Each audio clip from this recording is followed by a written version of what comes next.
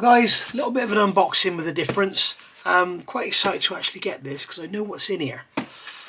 It's come from Jim over at Sprue Box. There's his shop there, spruebox.co.uk. Let loose your imagination. And it says, we hope your choice brings you joy. Well, I didn't choose these, but I know what he sent me. It's some paint, and I'm very, very pleased to finally get my hands on some of this paint. This is Outlaw Paints from Australia, good old Jason. And what's happened is Jim is going to be Jim at Sprue Box is going to be the UK seller of Outlaw Paints. So look him up online, and if you want to get yourself some, you can do a pre-order, I believe.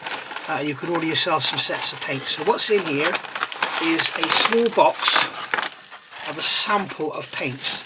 So it's a small sample for me to try, and I will do this on camera. And what I've been doing, I've been waiting to see what he sends me, and then I will decide from what he sends me what I will actually do, because what he's asked me to do is build a kit and use only these paints on it. So then we'll see how they go down on the plastic, whether they need a primer or not, how well they stick to the plastic. We're going to look at how well they spray directly out of the airbrush, which apparently is very, very good. We're going to look at what we think of the colours, and basically how the finished model looks with these paints on it. So what he sent me here is we've got some primer, and as we can see, one thing I do like about this paint straight away, we can see here on the side of the bottle there's some pigment that's settled. You can see I'm shaking it and it's just disappearing straight away. So that is very good. If you look at this one in comparison, this is an SMS US Interior Green, and you can see how we've got, here's all the thinner at the top and all the pigment is at the bottom, and I can shake this to high heaven and it's just sticking to the bottom. You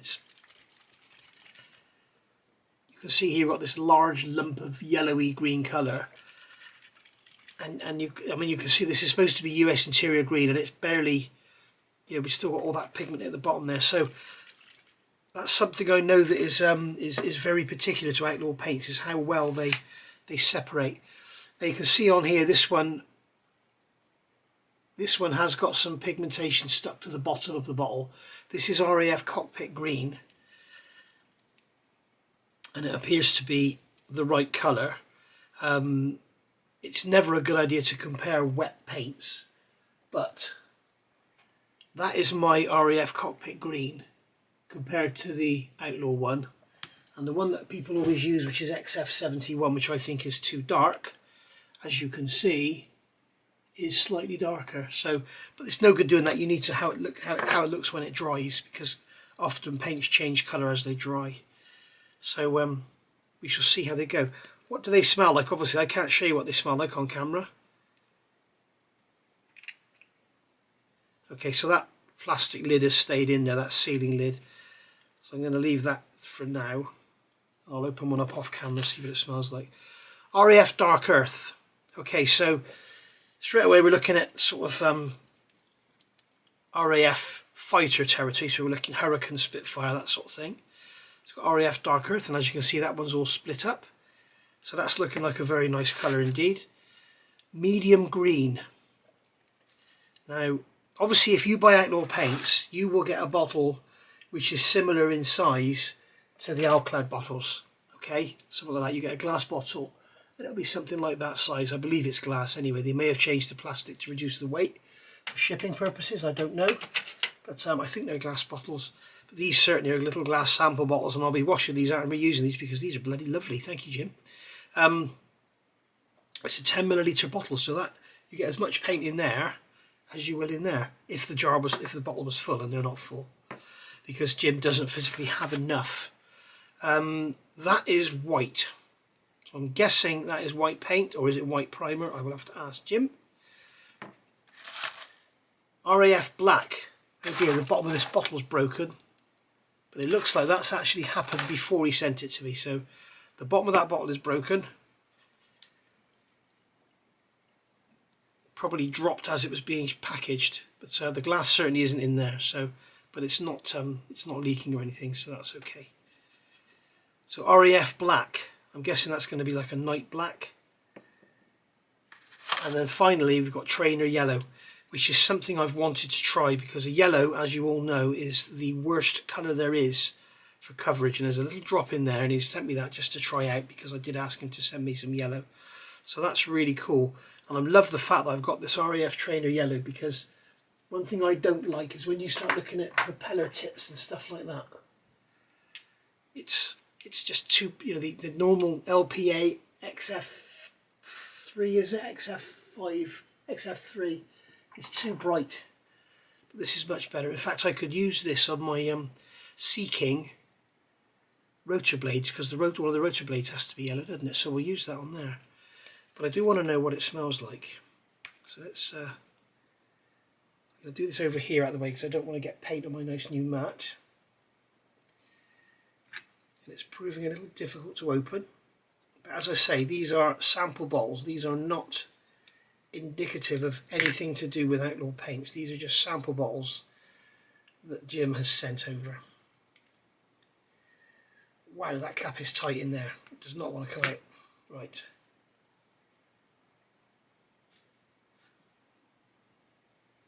And it has sprayed everywhere. It's like the bottle was pressurised. Just quickly clean that up.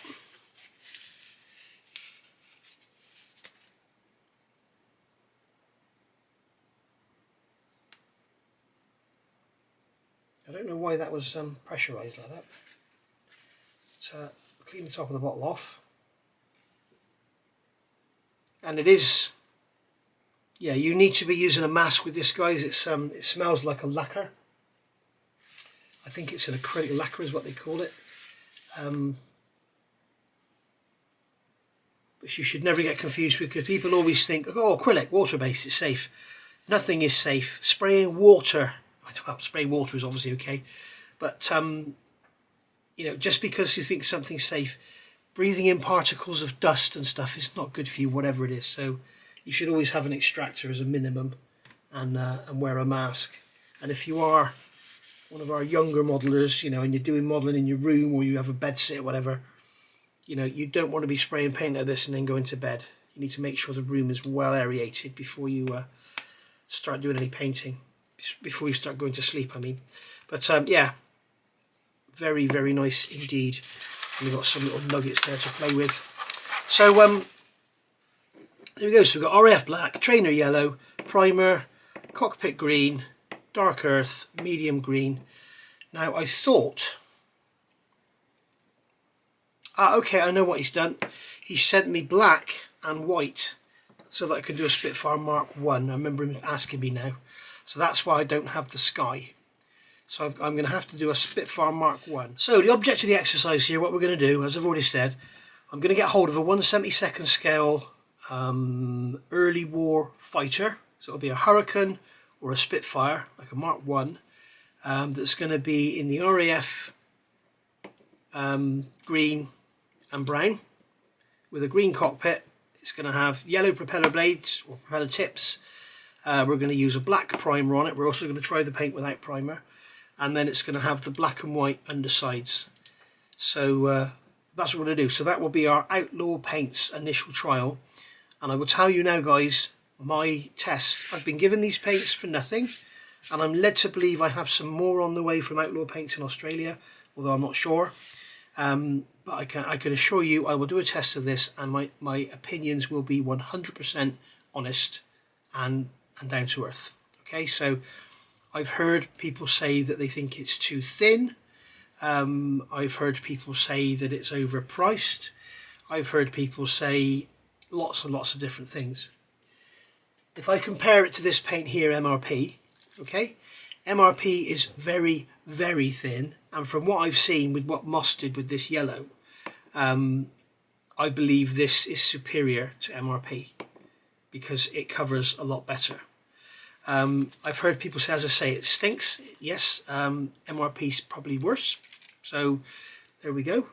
Any decent paint is going to stink. And I've heard people say it's too expensive.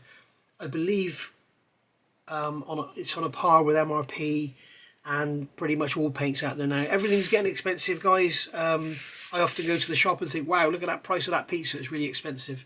But if you look at the price of all the pizzas, they're all expensive. So there we go.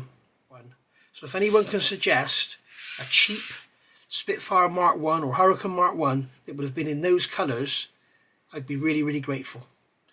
Thank you very much for watching, and I look forward to your comments down below of what kit I should go and look for. But obviously the cheapest, I don't care about accuracy, I don't really care about quality, although I don't want to ruin a paint trial build with a piece of junk kit, you know. So if you can suggest something down below that I can get all of really, really cheap, even if you know if it's second, you might be selling one yourself second hand. So let me know. Thanks for watching. Bye for now.